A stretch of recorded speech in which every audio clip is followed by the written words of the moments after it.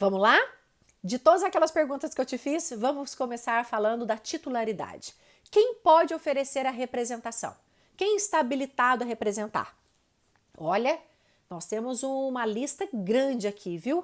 De pessoas que estão aptas a oferecer essa representação. Nós temos o primeiro grupo de pessoas se o ofendido for maior de idade, ele mesmo poderá fazê-lo, tranquilamente. Se ele tiver mais de 18 anos, ele pessoalmente vai oferecer essa representação. Daqui a pouquinho a gente vai falar de que jeito que ele faz e para quem que ele faz, tá? Por enquanto, guarda que representação do ofendido nada mais é do que uma manifestação de vontade. É a vítima, gente. Eu vou ensinar o que é representação. Representação é assim, é como se alguém chegasse para ela, o delegado, promotor, policial chegasse para ela e falasse assim: olha, esse crime que a senhora está falando aqui é um crime de ameaça. E para essa pessoa ser processada, a senhora tem que autorizar ele a ser processado. A senhora autoriza? Autorizo. Isso é representação, tá? Por aí vocês já vão verificando que a forma é a mais singela possível.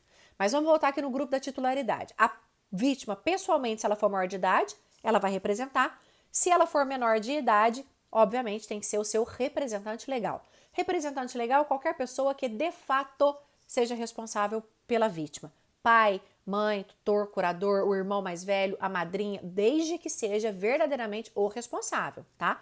Não pode ser o irmão. Se tiver pai e mãe, não pode ser o irmão. Se tiver mãe, não pode ser a madrinha.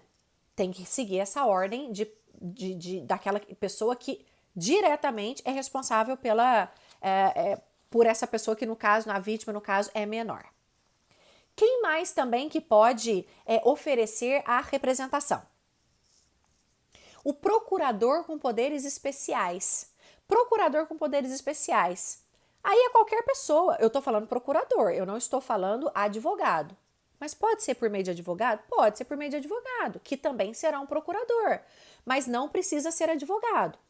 Pensa em você, eu fui ameaçada. Ao invés de eu mandar a representação, eu estou muito disposta, né, a dar uma volta muito maior e falar o seguinte, eu dou uma procuração para o meu marido, autorizando ele a oferecer a representação no meu nome. Pode fazer? Pode. Dá muito mais trabalho do que eu fazer pessoalmente ou falar pessoalmente. Mas suponhamos uma pessoa que viajou, foi para o exterior, deixou uma procuração bem aberta aí para a pessoa resolver os problemas. Porém, essa procuração, como eu disse, não pode ser aberta. Ela tem que ter poderes especiais para isso, tá? Tem que constar na cláusula lá do procurador de que ele tem o poder de agir em nome da vítima para levar a representação. Mas é uma possibilidade. E se a vítima for falecida ou ausente? Vítima falecida ou declarada a sua ausência. Aí, o direito de representação será dos sucessores. Quem são os sucessores? CAD, cônjuge, ascendente, descendente e irmãos. Esses é que são os sucessores, ok? E se o ofendido for incapaz, ele é incapaz, não tem representante legal. Porque se ele for incapaz, chama o representante legal. Mas vamos supor que ele não tem o representante legal.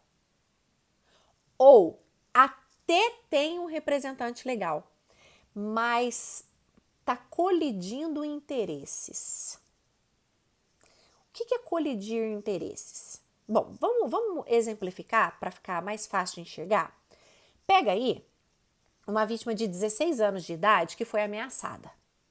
16 anos de idade, não pode sozinha fazer nada no processo penal. Vítima, tá? Vítima. Não pode fazer nada no processo penal.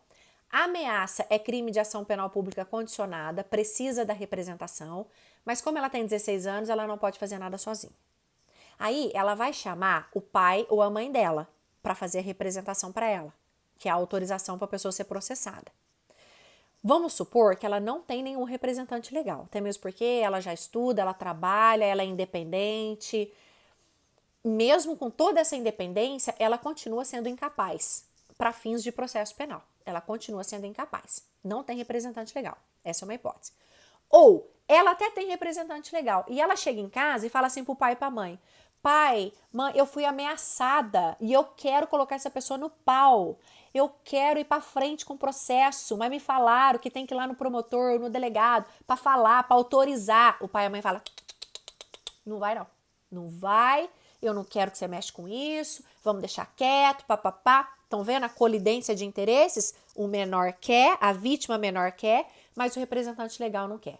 Nós vamos resolver isso à luz do artigo 33 do Código Penal, em que será nomeado um curador para essa vítima incapaz, vai ser nomeado um curador para que o curador possa, então, vendo aí os interesses dela, o que é melhor, fazer essa representação ou não fazer essa representação. Aí vocês vão falar, poxa, mas que sacanagem, está tirando dela, ela está morrendo de vontade de processar a pessoa. E o curador já falou, o pai falou que não, a mãe falou que não, o curador falou que não. Coitada, mas calma que o direito dela vai estar resguardado, porque como ela é menor de idade, o prazo decadencial não vai correr para ela.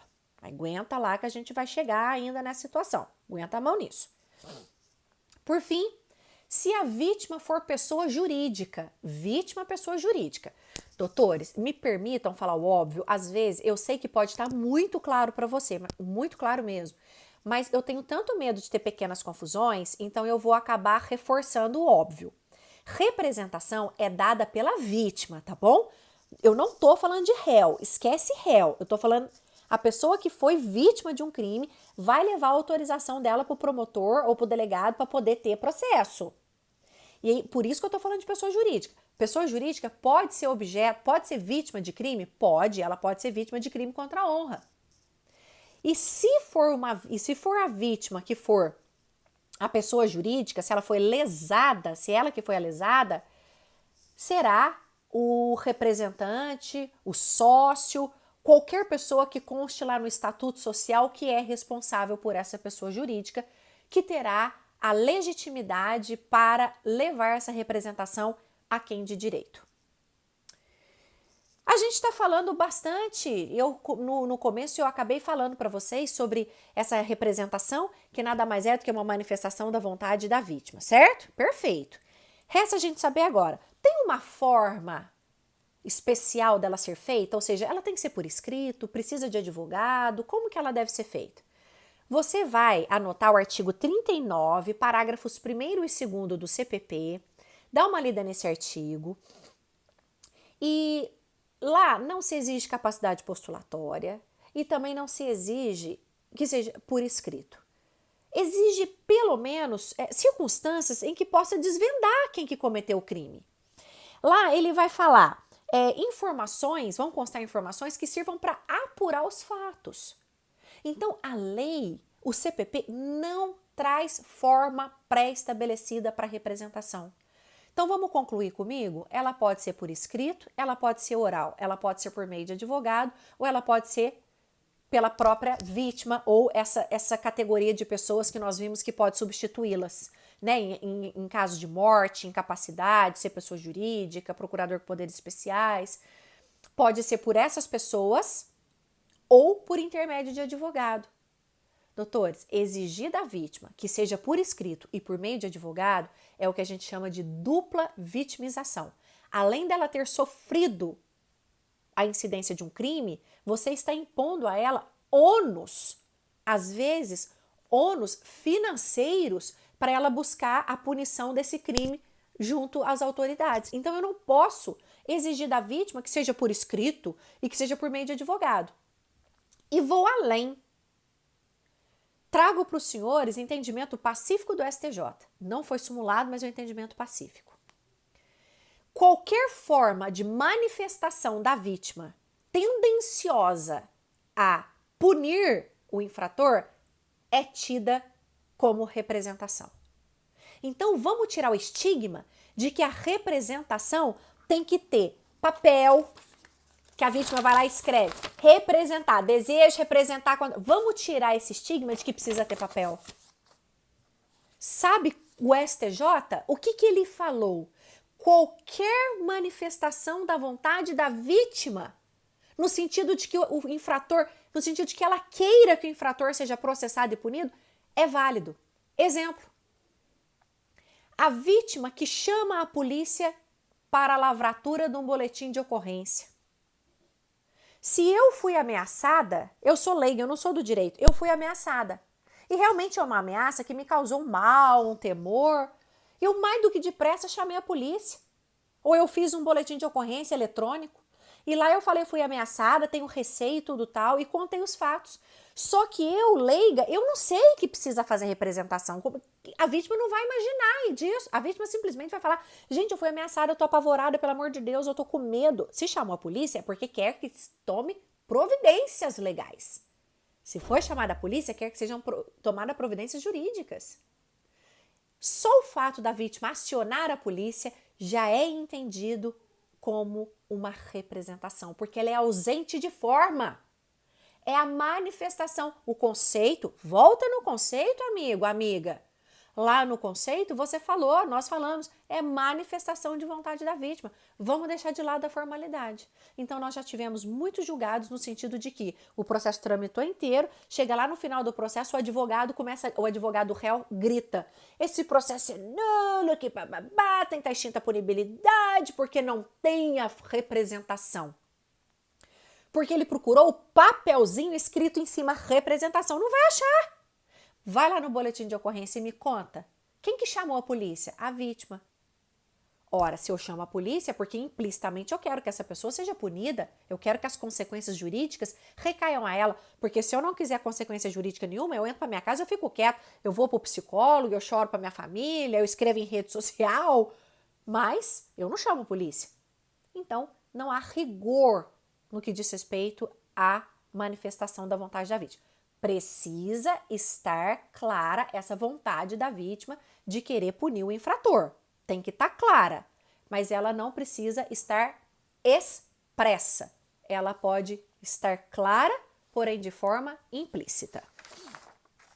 E aí a gente está falando assim, a vítima tem que fazer representação, a vítima tem que fazer representação. Representação para quem? Quem são as autoridades para as quais a vítima deve levar representação? Vamos supor que você pega uma vítima super sistemática e aí o seu vizinho liga e fala assim, eu fui ameaçado, o que eu faço? Olha, primeira coisa, tem que ficar claro que você quer que essa pessoa seja processada. Para isso você tem que fazer uma representação. Para quem que eu levo a representação? Para quem que eu levo a representação? Eu quero fazer por escrito. Vou no Google, pego uma representação por escrito. Levo para quem? Ou para o delegado, ou para o Ministério Público, ou para o juiz. Você vai lá no artigo 39 do Código de Processo Penal e a gente vai encontrar essas três autoridades. É claro que o juiz, sabendo da necessidade de estar muito distante, né, dessa parte que envolve vontades de vítima e tal, imediatamente ele vai remeter para delegado, ou imediatamente vai remeter para o Ministério Público. Dificilmente a vítima vai conseguir mandar alguma coisa para o juiz, né? Provavelmente ela vai no Ministério Público, o Ministério Público vai requisitar a instauração de inquérito, ela vai para o delegado vai requerer a instauração de inquérito. Lembro aos senhores que, se a vítima já foi no promotor, o promotor não é obrigado a pedir instauração de inquérito, porque inquérito não é obrigatório. Inquérito é bom ter, mas o inquérito não é uma peça obrigatória no processo penal, que vocês sabem disso. Então, o destinatário da representação, nós vamos encontrar lá no 39 caput. E o prazo? Isso é legal da gente falar. A vítima tem prazo para oferecer representação? Claro que tem. No direito tudo tem prazo. Aliás, tem aquele ditado, né? Cochilou, cachimbo cai. Camarão que dorme, a onda leva. Tem que ter prazo. Qual que é o prazo? O prazo é de 6 meses, chamado prazo decadencial. Por que ele é chamado de prazo decadencial?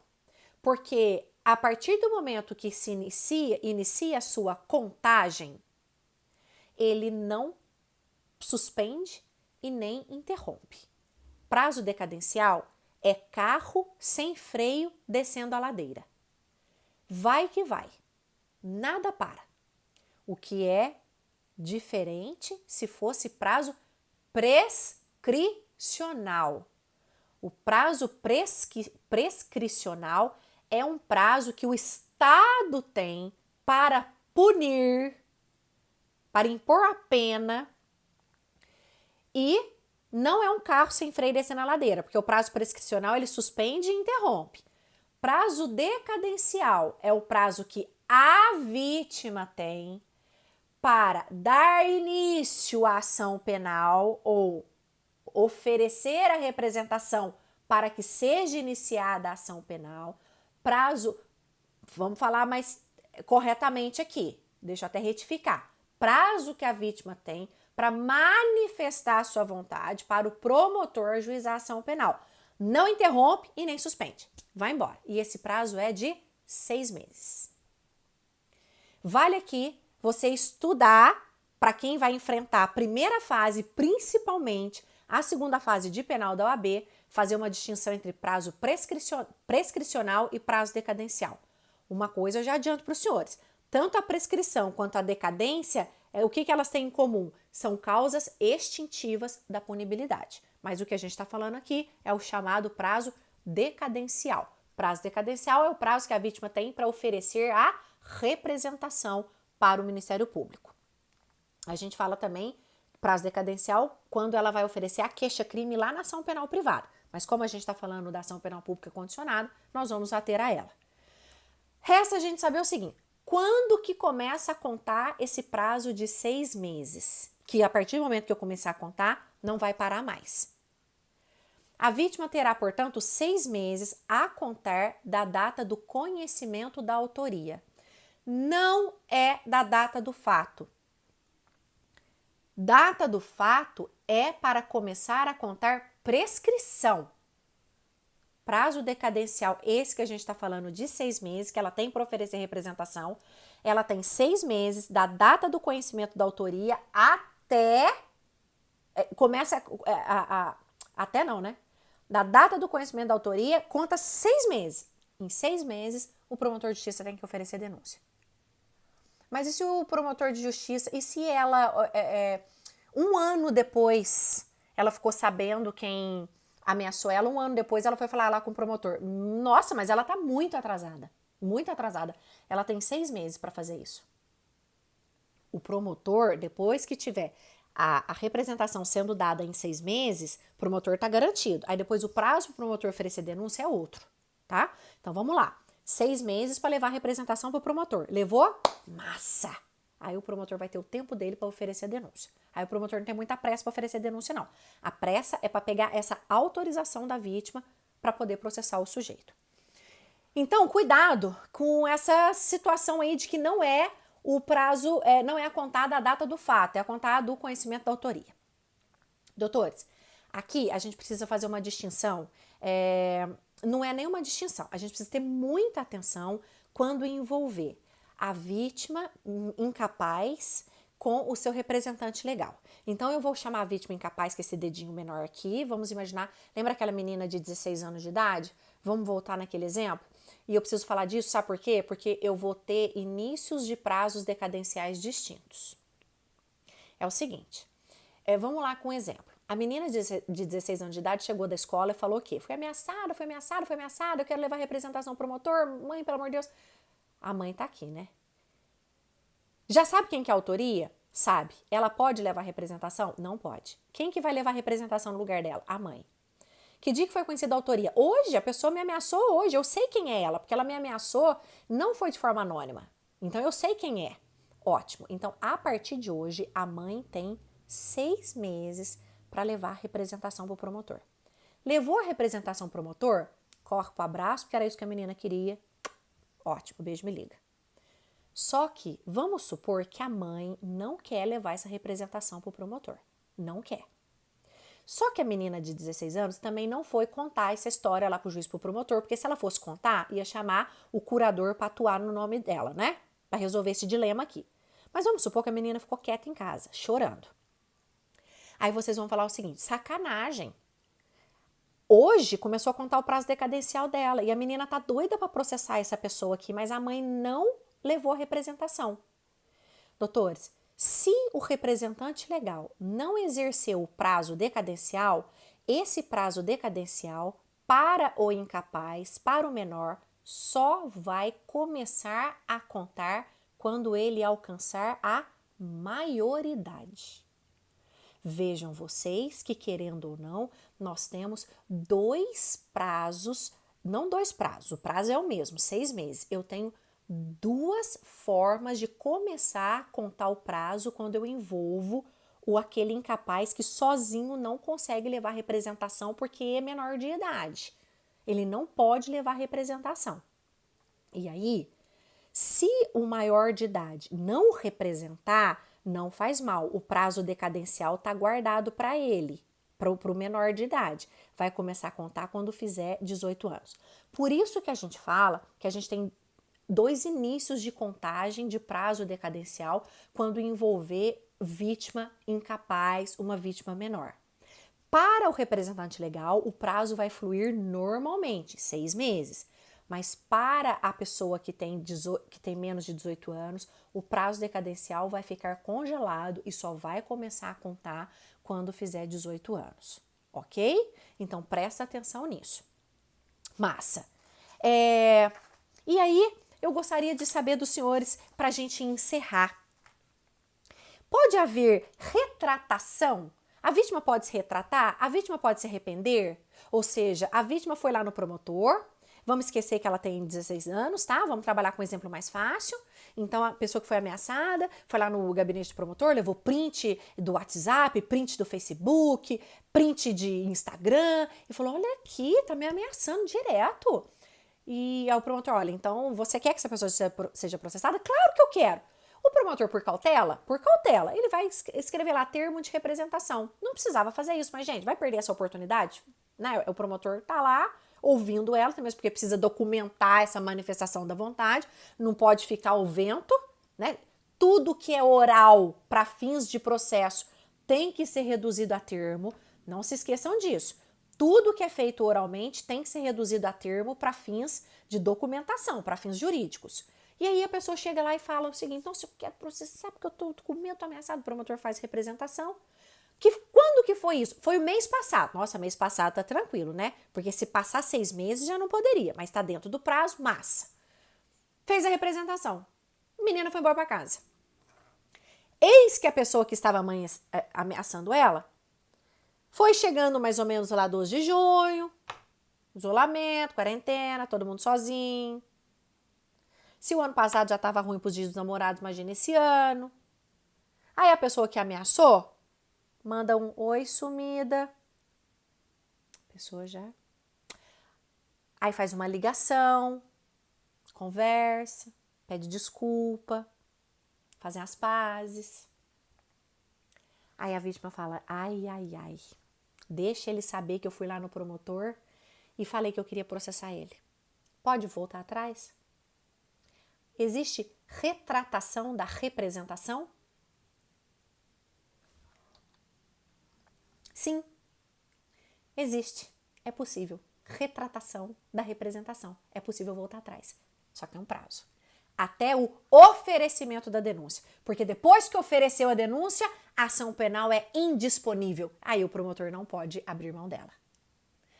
Mas, em se tratando de Lei Maria da Penha, vale a gente lembrar que lesão corporal leve não é incondicionada. Mas a ameaça continua sendo condicionada. A ameaça continua sendo condicionada à representação.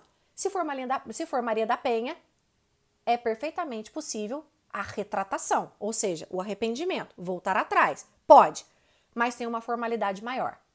Tem que ser feita na presença do juiz, numa audiência específica para isso. A vítima vai até manifestar isso no processo, que quer voltar atrás. Aí o promotor vai virar para o juiz e falar assim: ó, a vítima aqui, o caso é violência doméstica, ela está voltando atrás da representação feita nesse crime de ameaça. Aí o juiz vai falar: se fosse outro caso, falaria: beleza, deixa eu voltar atrás, não faz mal. Deixa eu tirar essa representação, não vai mal. Agora, em se tratando de violência doméstica, o juiz é obrigado a marcar uma audiência para ouvir a vítima, porque ela pode estar sendo novamente ameaçada só para retirar essa representação que foi feita em desfavor do acusado. Belezinha? E aí eu vou deixar pendente para a gente encerrar, senão eu vou esticar muito o nosso videozinho. Eu vou deixar pendente 2 tópicos para a gente encerrar na próxima aula, e a próxima aula a gente vai falar da requisição do ministro da Justiça, e a requisição do ministro da Justiça, ela é também uma condição específica, uma condição da ação penal pública. Anotem aí para a próxima aula, eu quero saber dos senhores. Desculpa, é possível? Dá para fazer uma renúncia da representação? Renunciar e falar: não quero. Como que é feita essa renúncia? Outro tópico. O que significa eficácia objetiva da representação? E outro tópico. Não vinculação. O que significa a não vinculação no que diz respeito à representação? Vocês dão uma lida nisso? Para a gente poder interagir, para fomentar um pouco os estudos de vocês. E aí eu vou esperar ansiosamente vocês na próxima aula, na próxima terça-feira, feliz da vida e torcendo para que todo mundo volte e esteja bem também. E ó, eu deixei um recadinho aqui para vocês. Isso que fica lá no meu quarto, eu até tirei de lá, eu até deixei pertinho de mim pra gente lembrar que, ó, tudo vai passar e tudo vai ficar bem, tá? Fiquem bem. Vamos fazer as nossas orações, vamos cultivar bons pensamentos e lembra que tudo passa. Um beijo!